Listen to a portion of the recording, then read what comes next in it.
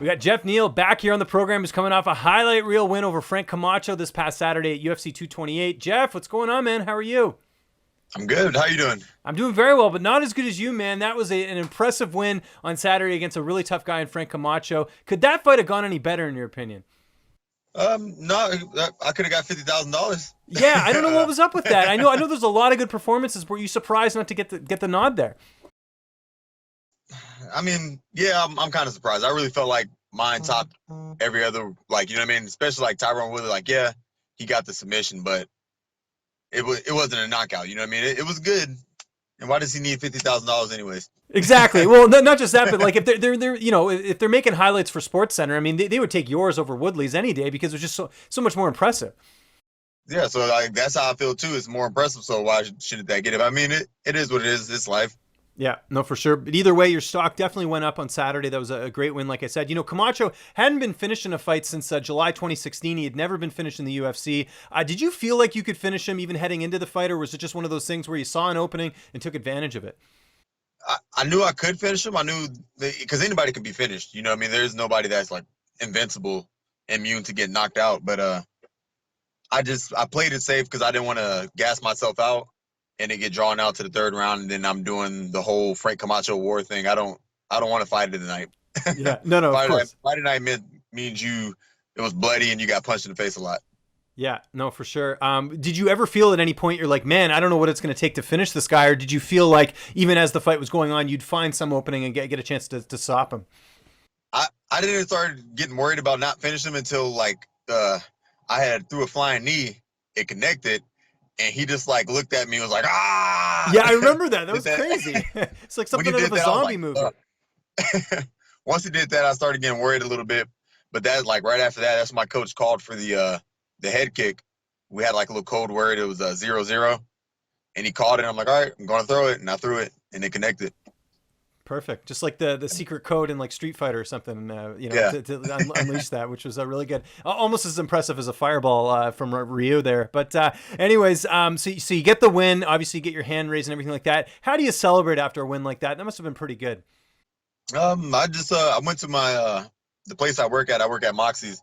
I went over there, had a few drinks, and then called it a night.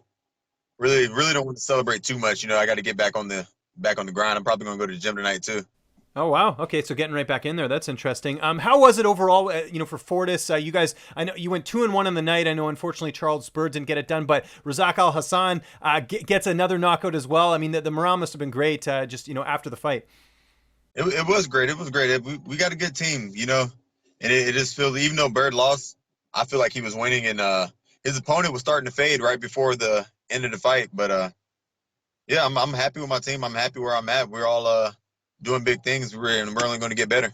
I agree with that. Did you talk to the UFC at all after the fight? Because, again, I know you didn't get the bonus, but they must have been pretty happy with the finish. I really didn't talk to nobody. I shook hands with Mick, shook hands with Sean Shelby, but not a lot of talking. I'm not big on talking, Let your fist do the talking, right? Yeah, exactly. What about social media? I know you're not on Twitter, but I'm sure Instagram people are giving you props for the big win there.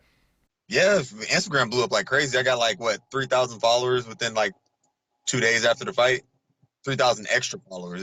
It's crazy. I just got a Twitter.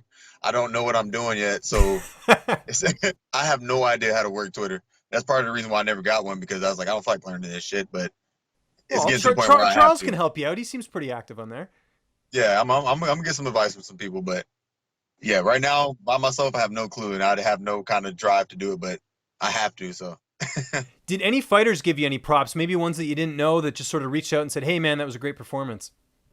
I think one fighter that I remember did give me props. What was his name? Forgot his name. I'm bad with names, but one fighter did reach out to me, and I had a couple fighters in the back shake my hand, congratulate me how good the fight was. Okay. Did you talk to Frank at all after the fight? I know obviously it was a big knockout. Did you speak with him at all?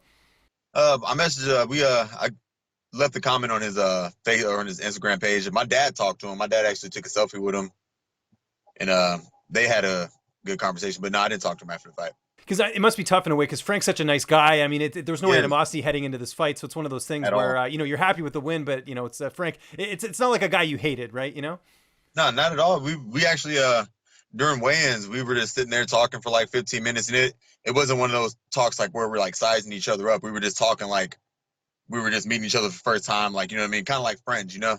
It's pretty cool. You mentioned going back to the gym tonight. I imagine you want to get a fight right away. You're looking to get one more in before year's end.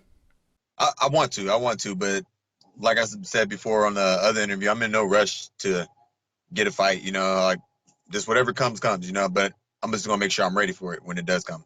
Any preference? I mean, if you could pick and choose right now, Mick Maynard or whoever calls you right now and says, hey, you want to get on a card, is there any card you're looking at that you're like, man, I'd love to be on that card? Oh, if I actually look at the cards that are coming out, then I'll probably will have a idea. Like I said, I'm more of an in the moment type dude. I never try to plan too far ahead, you know. Okay. What Whatever about comes, well, here I got one for you. Have you ever been to Canada? Yeah. Because there's that Toronto card coming up in December. That would be. I would love to go to Canada, especially right now before it gets too cold.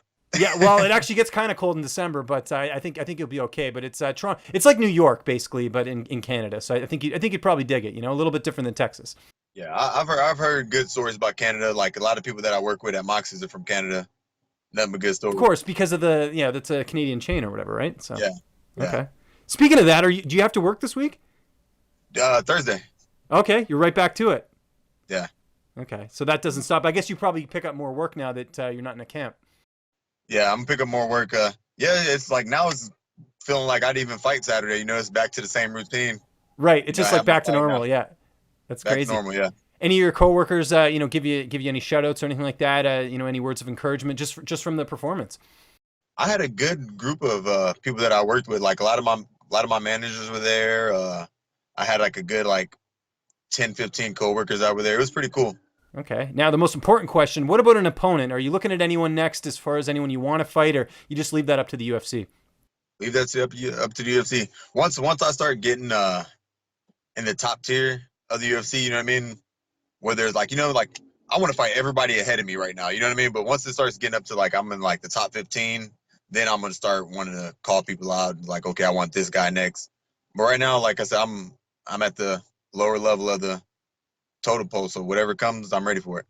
Well, saying that, would you like to fight a veteran? Because I think both your opponents have been sort of prospects or maybe up and comers, so to speak. Is that what you're looking for next? Yeah, that would actually be cool to fight somebody with the name. Just you know what I mean? Because people might discredit my two losses. Like, well, we don't know about Brian Camosi or Frank Camacho. You know what I mean? So a good fight with a well-known person and to get a knockout on him like him too, it would be good for me. Exactly. Last question before I let you go, and most important question in this interview: what was the first cheat meal you had after the fight? First cheat meal I had to fight Burger King. Nice. You went straight to it. That's awesome. With Burger King, hell yeah. That's good. Did you have a lot? I mean, you mentioned it was a bit of a quieter night, but did you have a lot of people out just with the fact it was in Dallas? As far as yeah, like family and friends and things like that. Yeah. I had a whole bunch of people out. It was surprising. There were some people that I haven't talked to in years that were there at the fights.